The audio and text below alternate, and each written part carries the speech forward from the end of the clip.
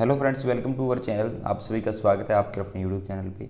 सबसे पहले चैनल को सब्सक्राइब करके बेल आइकन वाला बटन दबा दीजिए। तो फ्रेंड्स, बहुत सारे स्टूडेंट्स ऐसे हैं जो सिर्फ और सिर्फ वीडियोस देखते हैं और सब्सक्राइबर नहीं बनते हमारे, यानी अभी तक चैनल को सब्सक्राइब नहीं किया। तो आपसे रिक्वेस्ट है कि आप अगर वीडियोस देख रहे हो तो आप चैनल को सब्सक्राइब जरूर कीजिए, क्योंकि आप जब सब्सक्राइब करते हो तो हमारा जो है वो मोटिवेशन और ज़्यादा बढ़ जाता है।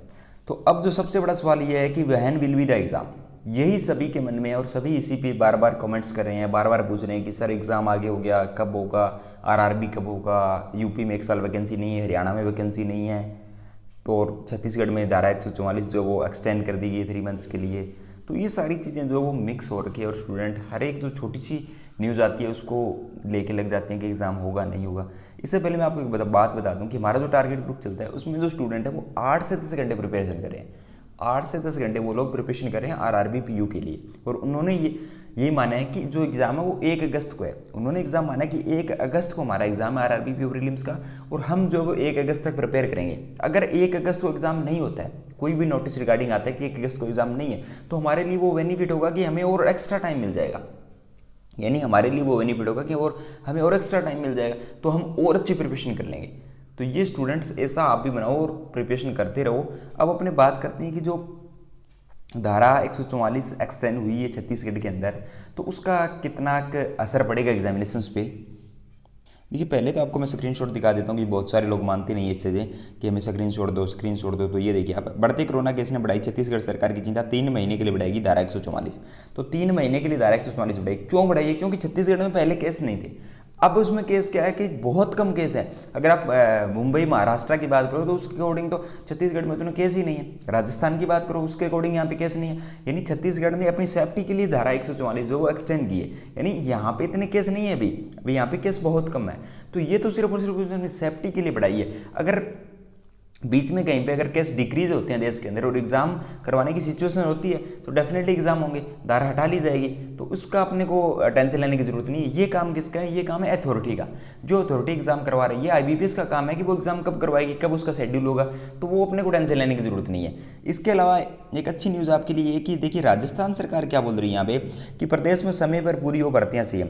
तो अशोक गहलोत जो यहाँ के सीएम है वो बोल रहे हैं कि जो नियुक्तियाँ वगैरह है, जो आरपीएससी का कैलेंडर आ चुका है, जो आरएएस वगैरह के एग्जामिनेशन है, वो एग्जामिनेशंस क्या है कि जल्दी से जल्दी करवाए जाए और उस कैलेंडर को जो सुचारू रूप से चल रहा है उसको उसी रूप से चलाया जाए। तो ये एक अच्छी खबर है कि राजस्थान सरकार के सीएम ये बोल रहे हैं कि एग्जाम जो है वो स्टूडेंट का भविष्य जो है उसको खतरे में ना डाला जाए और एग्जाम को जो टाइम पे करवाया जाए। तो ये बहुत अच्छी खबर आपके लिए और मोटिवेशन के रूप में भी है कि सरकार यही सोच रही है कि बच्चों का भी भविष्य है और उनका भी एग्जाम करवा लिया जाए जल्दी से जल्दी। पर ये आप सभी को पता है कि सिचुएशन ऐसी है, यहाँ पे कोविड-19 है, कोरोना वायरस है, इसका कोई इलाज है नहीं। और भारत में तो अभी तक रिकवरी रेट अच्छा है पर केसेस ज़्यादा है, केसेस बढ़ रहे हैं, रिकवरी रेट अच्छा है। जब तक केसेस डिक्रीज नहीं होंगे, पब्लिक ट्रांसपोर्ट नहीं चलेगा, एग्ज़ाम करवाने की पॉसिबिलिटीज़ नहीं है। क्योंकि अब मान लीजिए एग्ज़ाम के अंदर 10 लाख स्टूडेंट अपीयर होते हैं प्रीलिम्स एग्जाम में, तो बहुत सारे 5 लाख स्टूडेंट ऐसे होंगे जो पब्लिक ट्रांसपोर्ट का यूज़ करते हैं। अब पब्लिक ट्रांसपोर्ट का यूज़ करने के लिए उनको ट्रेन का इस्तेमाल करना होगा, बस का इस्तेमाल करना होगा, सेंटर कहीं पे दूर है, जो गांव के अंदर रहते हैं तो उनके लिए शहर में जाना पड़ेगा एग्ज़ाम देने के लिए। तो ये तो तभी पॉसिबल होगा जब पब्लिक ट्रांसपोर्ट चालू होगा। उससे पहले तो एग्ज़ाम लगता नहीं कि होगा। पर अभी जो अगस्त की बात की जाए तो अगस्त बहुत दूर है, अभी जून और जुलाई 2 मंथ बीच में, 2 मंथ बहुत ज़्यादा, 60 दिन बहुत ज़्यादा है। तो 60 दिन में बहुत सारी चीज़ें क्लियर हो जाएगी, एग्ज़ाम होगा या नहीं होगा, किस टाइम पे होगा। तो अभी आपको ये चीज़ें देखने की ज़रूरत नहीं है, इनके बारे में आपको चिंता करने की ज़रूरत नहीं है, क्योंकि एग्ज़ाम जो है वो डेफिनेटली अभी तो ये मान के चलो कि आपका एग्ज़ाम अगर अगस्त में तो अगस्त में है। अगर एसबी वगैरह एग्ज़ाम की बात की जाए तो वो एग्ज़ाम अभी तक रीशेड्यूल उन्होंने डेट अपने को दी नहीं है। तो हो सकता है वो जुलाई या अगस्त के अंदर अपने को दे दे या सितंबर के अंदर डेट दे दे। तो ये 2-3 महीने हैं जो इनके अंदर अपने को डेट मिलेगी कहीं ना कहीं। इससे अलावा जो अच्छी बात ये है वो सीबीएसई ने अपना जो एग्ज़ाम कैलेंडर है वो दिया है कि हम जुलाई के अंदर एग्ज़ाम करवाएंगे। और नीट का आपको पता है पहले ही एग्ज़ाम की डेट आ चुकी है। तो ये बहुत सारी आपके लिए पॉजिटिव न्यूज़ है। आप इनको देखिए ना, आप इनको क्यों देख रहे हैं कि धारा 144 एक्सटेंड कर दी। तो 144 धारा एक्सटेंड इसलिए की कि वहाँ पे एकदम से केस बढ़ रहे हैं, पहले केस नहीं थे, अब एकदम से केस बढ़ रहे हैं। तो उन्होंने ये कहा है कि अब तो 4 से ज़्यादा व्यक्ति धारा 144 में इकट्ठे नहीं हो सकते और जो अदर स्टेट के लोग आ रहे हैं उनको भी बैन किया जाए। तो इसलिए उन्होंने ये कदम उठाया कि हमारे जो स्टेट है उसमें केस ना बढ़े। आपने पता है कि लॉकडाउन 4 में ये बोला गया कि अपने अपने स्टेट के अनुसार आप अरेंज कीजिए कि किस तरह से किसको ग्रीन जोन में रखना है, किसको रेड जोन में रखना है, किसको ऑरेंज जोन में रखना है। तो वो चीज़ें जो है वो राज्य सरकार अपने आप कर रही है और अपने को इसकी चिंता करने की जरूरत नहीं, अपने को सिर्फ कुछ प्रिपेयर करना है। और एग्जाम डेफिनेटली होंगे, ये बात नहीं कि एग्जाम नहीं होंगे। अब आप ये राजस्थान वाली कटिंग देख रहे हो जिसमें साफ साफ बोला जा रहा है कि एग्जाम जल्दी करवाए जाए, तो आपको पता है कि एग्जाम तो होंगे, डेफिनेटली होंगे, ये नहीं है कि एग्जाम होंगे ही नहीं।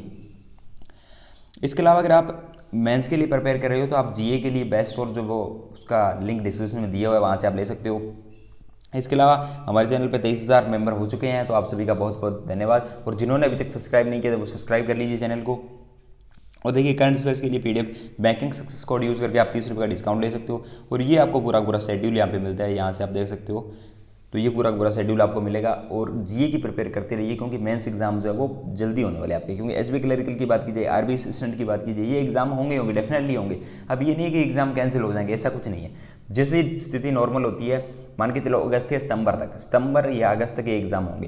क्योंकि सीबीएसई का कैलेंडर जो 1 जुलाई से 15 जुलाई तक सीबीएसई के एग्जाम है, उसके बाद नीट के एग्जाम है। तो ये जो एग्ज़ाम की डेट इन्होंने दी है, तो कहीं ना कहीं सरकार कुछ सोच के ही दे रही है कि एग्ज़ाम हम करवाएंगे। तो दिल्ली के अंदर एग्ज़ाम हो रहे हैं, तो ये सारी चीज़ें जो है वो आपके लिए पॉजिटिव न्यूज़ है। आप इनको देखा करो, आप ये मत देखा करो कि कोई सरकार क्या कर रही है, कोई सरकार अगर वैकेंसीज नहीं निकाल रही। अब यूपी गवर्नमेंट ने कहा है कि मैंने अभी तक देखा नहीं है कि ऑफिशियली उन्होंने ऐसा कुछ बोला है, पर कुछ कमेंट्स देखे मैंने, उसमें बोला गया कि यूपी गवर्नमेंट जो वैकेंसीज नहीं निकाल रही। तो बैंकिंग की वैकेंसी पे मैंने पहले ही आपको बताया था कोई भी असर नहीं होगा। बैंकिंग की वैकेंसी हर साल आती है और आती रहेगी। वो आईपीएस का कैलेंडर आता है तो उस पर ही एग्जाम होते रहेंगे। ये नहीं है कि उनकी वैकेंसी जो वो नहीं आएगी, ऐसा कुछ नहीं है। अगर सरकार को कहीं ना कहीं रेवेन्यू नहीं मिलता है तो वो सिर्फ और सिर्फ सेंट्रल की जो वैकेंसीज होती है, जो राज्य सरकार की वैकेंसीज होती है, वो वैकेंसीज नहीं आएगी। पर ये वैकेंसी बैंकिंग सेक्टर एक अलग सेक्टर है। तो आप सभी को पता होगा जो बैंकिंग प्रिपेयर करते हैं कि बैंकिंग सेक्टर एक अलग सेक्टर है।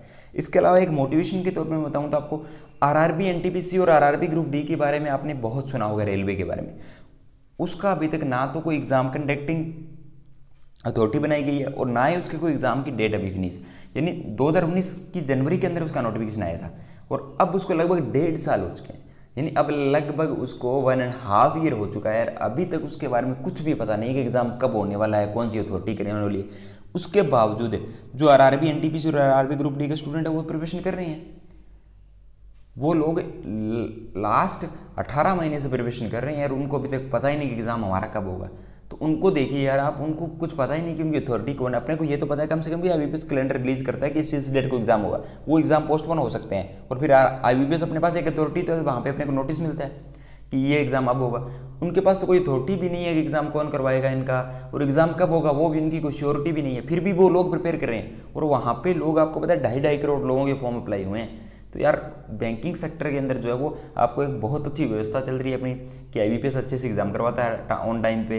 इस बार जो कोरोना वायरस की वजह से एग्जाम नहीं हो पा रहे हैं तो थोड़ा सा डिले हो रहा है, तो आप प्रिपेयर करते रहिए और एग्जाम जल्दी हो। जैसे कोई न्यूज़ आती है तो आपको सबसे पहले हमारे चैनल पर वीडियो मिल जाए तो लाइक कर दीजिए, शेयर कर दीजिए और सब्सक्राइब कर लीजिए। थैंक यू दोस्तों, हैव अ नाइस डे।